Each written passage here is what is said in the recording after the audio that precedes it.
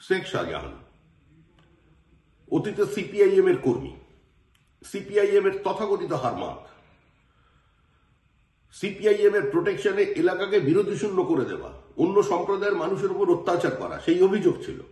পরবর্তীকালে এই সোনার টুকরোকে নিয়ে এসেছে তৃণমূল কংগ্রেস, তাকে সভাপতি করে দিয়েছে স্থানীয় অঞ্চলের। এলাকাকে বিরোধী শূন্য করা, মুক্তাঞ্চল বানিয়ে দেওয়া, ইট ভাটা, মাছের ভেড়ি, বড় মাছের কাঁটা, সমস্ত কিছু তার দখলে।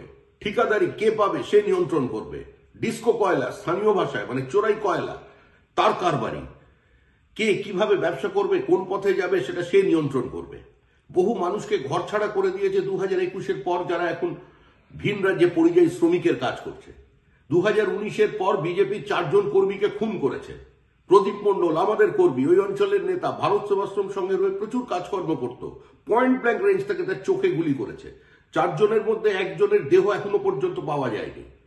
দীর্ঘদিন এই অত্যাচার চালিয়ে আসছে, অস্ত্রের চোরা কারবার, বাংলাদেশের বিচ্ছিন্নতাবাদী শক্তির সঙ্গে যোগাযোগ, রোহিঙ্গাদের নিয়ে সেই ইটভাটায় বসানো, নদীর চরে তাদের ঘর করে দেওয়া, রোহিঙ্গাদের জন্য প্রকাশ্যে দানপত্র রাখা, এই কাজ সে করে চলেছে। আমরা বহু জায়গায় অভিযোগ করেছি।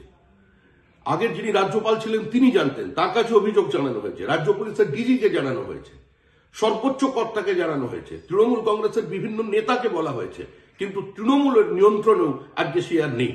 তৃণমূলের একজন মন্ত্রী কে সে আক্রমণ করেছে, সরকারি বাস রুট বন্ধ করে দিয়ে অটো চালানোর ব্যবস্থা করেছে। পুরো এলাকাটা আজকে ভারত বিরোধী শক্তির হাতে আস্তে আস্তে চলে যাচ্ছে এই শেখ শাহজাহানের জন্য। উদ্ধত্ত এমন জায়গায় পৌঁছেছে যে আজকে সে কেন্দ্রীয় সুরক্ষা বাহিনীকে সে আক্রমণ করছে, ইডি অফিসারদের আক্রমণ করছে। এই মুহূর্তে এলাকায় তার বিভিন্ন সশস্ত্র কর্মীরা টহল দিচ্ছে, নিরপরাধ মানুষকে জোর করে বলছে প্রতিবাদী মিছিল করব, সেই মিছিলে জমায়েতে সামিল হওয়ার জন্য। রাজ্যপাল দেখুন বিষয়টা, এখানে তো কোনো আইনের শাসন আজ নেই, total breakdown of constitutional machinery. এখন যদি উনি না ইন্টারভেন করেন, কবে করবেন? আজকে পশ্চিমবঙ্গের নিরাপত্তার স্বার্থে পশ্চিমবঙ্গ যাতে ভাগ না হয়ে যায়, ওই এলাকায় ভারত বিরোধী কার্যকলাপ যাতে না বাড়ে, তার জন্য শেখ শাহজাহানকে গ্রেপ্তার করা দরকার এবং পুরো এলাকা জুড়ে আজকে এনআইএ তদন্ত করা দরকার যে ওখানে কি হচ্ছে। সীমান্তবর্তী একটি অঞ্চলে কিভাবে শেখ শাহজাহান নিজের দাপট প্রতিষ্ঠা করেছে সেটা দেখার। পুলিশ ওর এলাকায় যেতে পারবে না, পুলিশ নিয়ন্ত্রণ করতে পারবে না। সকাল থেকে সমস্ত ফেরি সার্ভিস বন্ধ হয়ে গেছে। দ্বীপে মানুষ আতঙ্কে আছে, মহিলারা আতঙ্কে আছে। বহু পুরুষ 2021 সালের বিধানসভা নির্বাচনের পরে ঘর ছাড়া তারা পরিযায়ী শ্রমিক হয়ে গেছে ভিন্ন রাজ্যে গিয়ে। এই অবস্থা শেষ হওয়া দরকার।